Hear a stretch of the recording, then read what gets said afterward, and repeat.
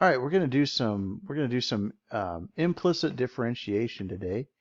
And so this is on the left side, this is an implicit equation. In other words, I've kept my x's and y's kind of all mixed together. They're not separated. We haven't solved for y or we haven't solved for x. You could have y's and x's on both sides of the equation and still differentiate with this process.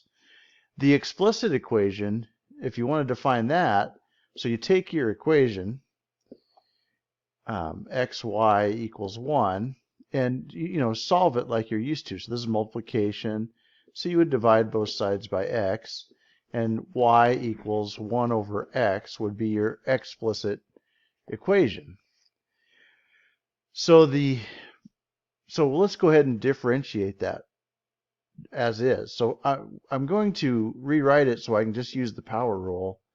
So that would be x to the negative 1 power. 1 over x is the same as x to the negative 1. So now we can just go ahead and derive that with the power rule. And so y equals negative 1 x, and you subtract 1 from your exponent to the negative 2, or y prime, excuse me. So we found that derivative, or you could have said dy with respect to x, either way. And I'm going to rewrite that. So my derivative of y with respect to x is equal to negative 1 over x squared. And so that's a pretty quick way to do it. And notice we only have one variable. We have the x to deal with. And I'm going to show you kind of how these two work together and how they're the same. One has one variable, the other is going to have both the x and y to deal with. And I'll give you an example, because all we're finding is slope. So I'll give you a slope example. So we'll do the same on this left side. So we're going to derivate both sides with respect to x. So we're going to take this equation and derive it with respect to x, this side of the equation, and we're going to do the same on this side. So we're going to derive this side with respect to x. And so what we have here, if you've noticed, and I'll rewrite that, we've got a power rule going on there. So, or not power rule, product rule, excuse me. And so we're going to have to use the product rule. Here we've got the derivative of a constant. That's not too bad. And so we've got this multiplication here, so that indicates product rule. So what we really have is we need to go and mess with the product rule. So I'll just do a quick review of the product rule. So here's the product rule. So what we've got is we find the derivative of two functions multiplied together with respect to x, the dx part there. So again, that little d stands for a little bit of, and this stands for a little bit. So a little bit of the top divided by a little bit of the bottom. Because again, all we're finding is rise over run. It just so happens to be instantaneous because we're using such a small size for those x's and those y's. A very small difference. And so then that equals to the original function f, the first function, times the derivative of your second function, plus your second function times the derivative of your first function. So that's with respect to x. And I like to shorten it. And so f times g prime, which stands for the derivative of f times g, equals f times the derivative of your second function plus your second function times the derivative of your first. So that just kind of shortens it, makes it kind of quick and easy to get to. So if we go back to our equation here, so we have to, in our case, our f, I'm going to pick a different color. So our f equals our first function, which is x, and our g represents our second function, which is y, right there.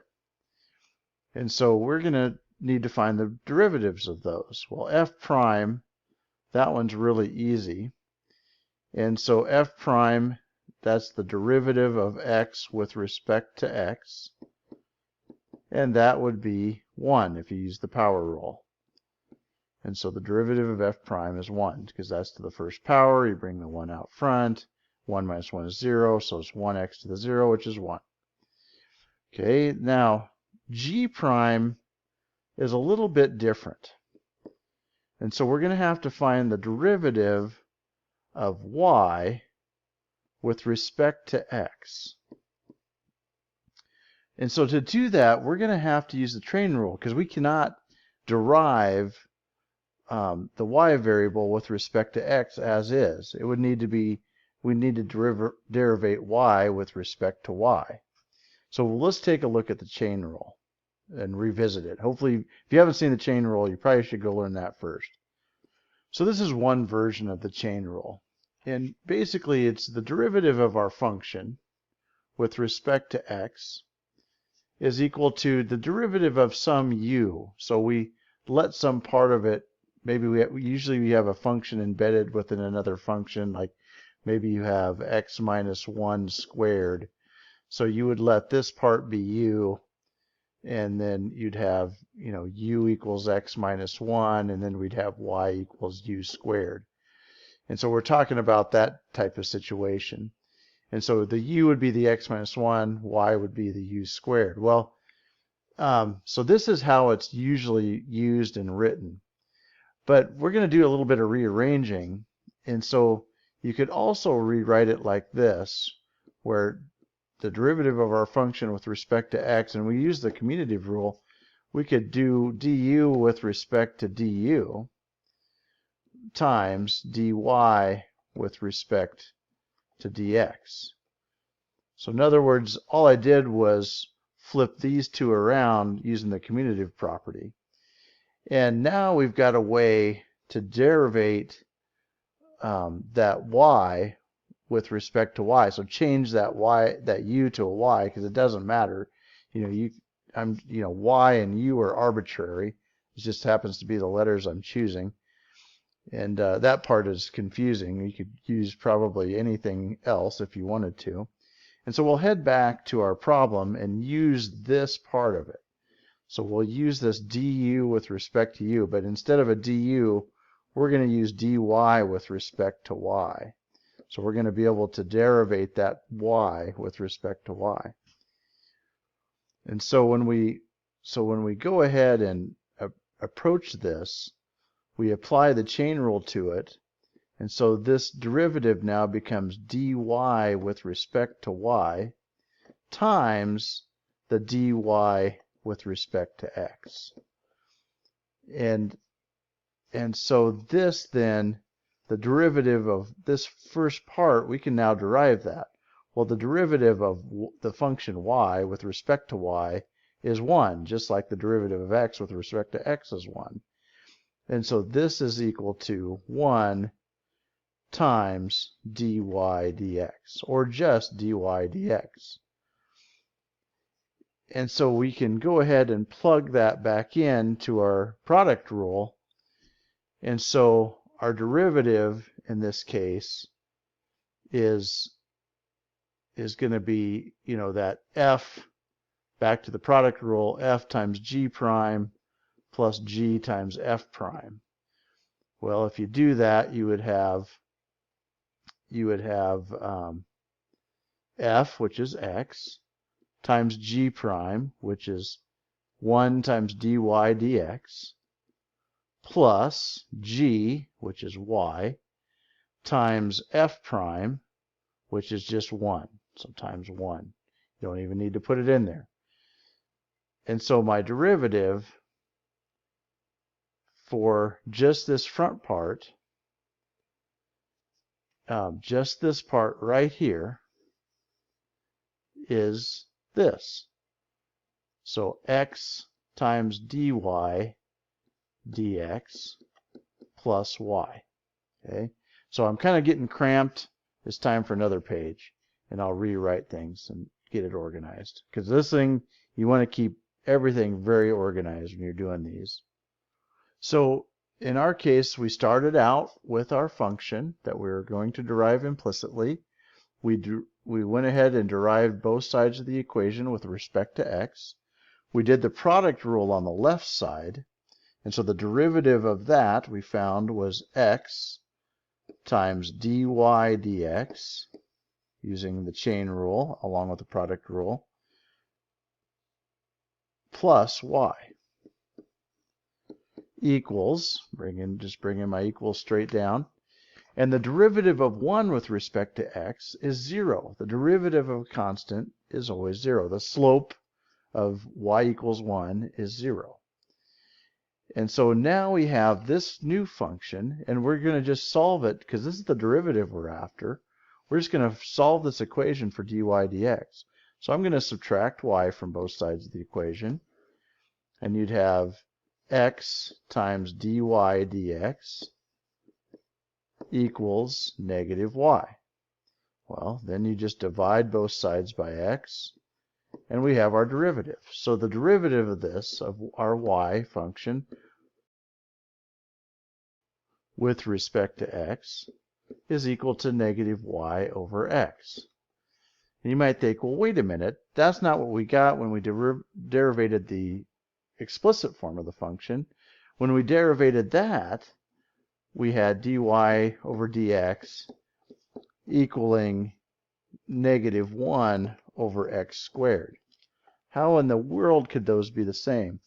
And so what we're going to do here is just take a look at a quick example just to show you how they both represent the same slope.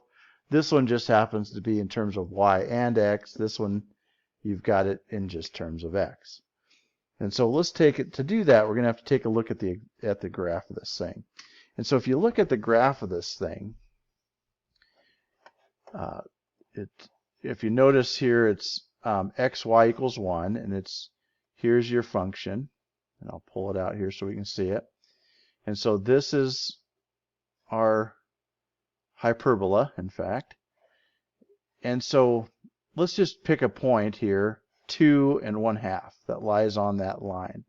And so the slope, we should be able to find the slope of that at 2.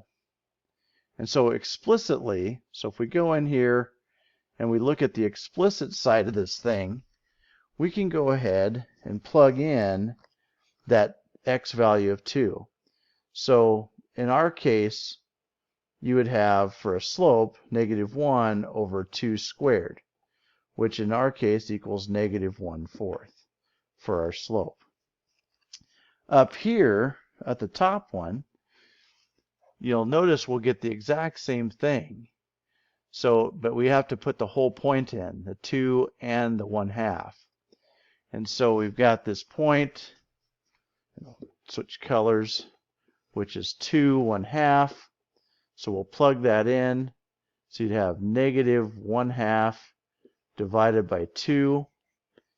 And we're going to have to do some simplifying. You don't want to just leave a complex fraction like that. What I like to do is put that over 1.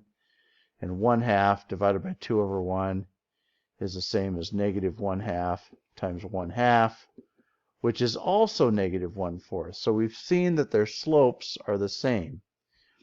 And if you plug that in to our into the y-intercept, or the slope-intercept form of the equation, or the point-slope form of the equation, you end up with your equation being, well, and I'll just go to it, is our equation, and I'll put that in here, is negative 1/4 x minus 1. And so that is the tangent line, and the slope of your tangent line is negative 1/4, right at the point 2 1/2. And so there you have it. We've shown that the implicit and the explicit end up with the same slope for a specific point. It's not a proof by any means, but at least it shows you how they're connected, and you are going to get the same value whether you do it implicitly or explicitly. And explicit looks a little bit more complicated, but I don't know, just the more practice you get, the better off you'll better you'll get at these. So hopefully that helps you see how those two are connected, and I will see you next time.